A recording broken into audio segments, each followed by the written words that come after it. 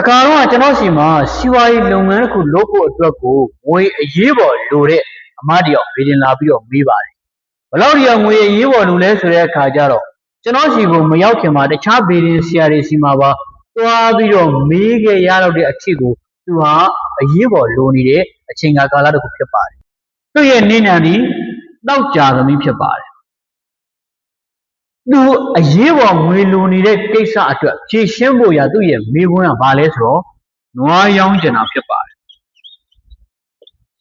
အဲ့တော့စဉ်းစားကြည့်အောင်ကြာလာပြီးအခါမှာတောက်ကြသမီးကနွားရောင်းကျင်တာအဲ့တော့ကျွန်တော်တို့ညီကောင်မောင်နှမတွေအင်္ဂဝိဇ္ဇာဗေဒပညာကိုလေ့လာနေတဲ့ညီကောင်မောင်နှမတွေဒီနေရာလေးကိုတစ်ချက်လေးသတိလေးထားပြီးတော့ကြည့်ကြည့်ပါကြာလာပြီးအခါမှာတောက်ကြသမီးကတရိယံဌာနမှာရှိတဲ့စနေနံဖြစ်တဲ့နွားရောင်းကျင်တာအဲ့ဒါတခြားဗီဒီဆရာစီကိုသွားမေးတယ်အဲ့ဒီဗီဒီဆရာကပြောတယ်အစီအရင်တွေလုပ်ရမယ်အနည်းဆုံး3,200,000လောက်ကုန်မယ်လို့ပြောတယ်တဲ့အဲ့ဒါနဲ့ပဲသူကျွန်တော်စီကိုရောက်ချလာတာဖြစ်ပါတယ်ဒီအစီရင်ကြီးဖြစ်တဲ့3,200,000ကိုမပေးနိုင်လို့သူကျွန်တော်စီကိုလာပြီးတော့မေးတာဖြစ်ပါတယ်သူကျွန်တော်စီကိုရောက်တဲ့အချိန်ဒီအင်္ဂဝိဇ္ဇာအခါရဂုရုတို့ခေါ်တဲ့ကြာရာဘီအခါမှာဖြစ်ပါတယ်အဲ့တော့ကျွန်တော်တိုင်ထူလိုက်တယ်ကြာရာဘီတိုင်ကိုထူလိုက်တဲ့အခါမှာကြာရာဘီအခါမှာတောက်ကြသမီးကစနေနာဟူသောနွားရောင်းကျင်တာငွေအရေးပေါ်လိုလို့ဆိုတဲ့မိခွန်းလေးဖြစ်ပါတယ်အဲ့ဒီမှာကျွန်တော်တစ်ခါလေးပြောလိုက်တယ်အမရဲ့အဲ့နွားကိုကျွန်တော်ပြောရတယ်9 ရက်အတွင်းအမရဲ့နွားရောင်းထွက်လာလိမ့်မယ်ဘာရရမှလှုပ်ရှားမလို့ဘာမှကိုလှုပ်ရှားမလို့ပဲနဲ့ရောင်းထွက်သွားလိမ့်မယ်လို့ကျွန်တော်ပြောခဲ့တယ်တကယ်ပဲ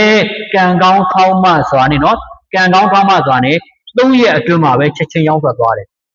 သူလိုတဲ့ဈေးလေးရသွားတယ်သူအရေးပေါ်လိုနေတဲ့ငွေကြီးလည်းမြန်မြန်ဆန်ဆန်ရသွားတာကိုသွားပြီးတော့တွေ့ရတယ်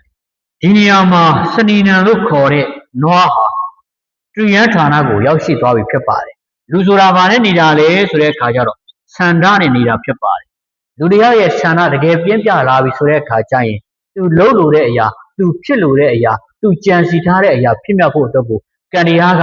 ချင်းကျက်တွေလုပ်ပေးရတာဖြစ်ပါတယ်ဒါကြောင့်မလို့ဒီတောက်ကြသမီးကစီးပွားရေးလုပ်ငန်းလုပ်ဖို့အတွက်အရေးပေါ်ငွေလိုနေတဲ့ကိစ္စမှာသူရောင်းလို့တဲ့နွားကြီးချက်ချင်းပဲရောင်းထွက်ပေးပြီးတော့သူဟာစီးပွားရေးလုပ်ငန်းကိုစတင်နိုင်ခဲ့ပြီးတော့အခုဆိုလို့ရှိရင်တော်လေးကိုအဆင်ပြေပြီးတော့နွားရောင်းထွက်ပြီးတော့နောက်ပိုင်းမှာသူဟာခြံဒီညီတွေပါဝယ်နိုင်တဲ့အဆင့်ကိုရောက်သွားတာကိုသွားပြီးတော့တွေ့ရတယ်။ဒါကြောင့်မလို့လောကကြီးထဲမှာလူဆိုတာသူတော်ကိုသူဆောင်နေစန္ဒတာရှိမယ်ဆိုရင်အရာအလုံးကိုပိုင်ဆိုင်နေတယ်ဆိုတော့မြတ်စွာဘုရားယံကိုရမကြီးဟောရတဲ့တရားတွေကိုပြန်ကြည့်ရင်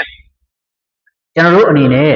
ဒီပညာကိုတကယ်တက်ချင်တယ်ဆိုလို့ရှိရင်လည်းပဲလိုအပ်တာတစ်လုံးပဲလိုပါတယ်အဲ့ဒါကတော့ဘာလဲဆိုတဲ့အခါကျတော့ပြင်းပြတဲ့စန္ဒာလေးပဲဖြစ်ပါတယ်ကျွန်တော်တို့ညီကောင်မောင်နှမတွေအနေနဲ့ဒီပညာကမ်းလေးကိုကျင့်နဲ့နှစ်သက်ကြလိမ့်မယ်လို့ပြောလင်းမိပါတယ်ကျွန်တော်တို့ဆရာမင်းရဲ့သူရဖြစ်ပါတယ်အားလုံးကျေးဇူးများတင်ပါတယ်